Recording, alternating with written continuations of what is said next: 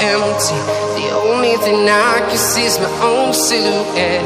I'm getting stronger, step by step. The clock is ticking, but there's no time for regrets. I've been flying from town to town, from London to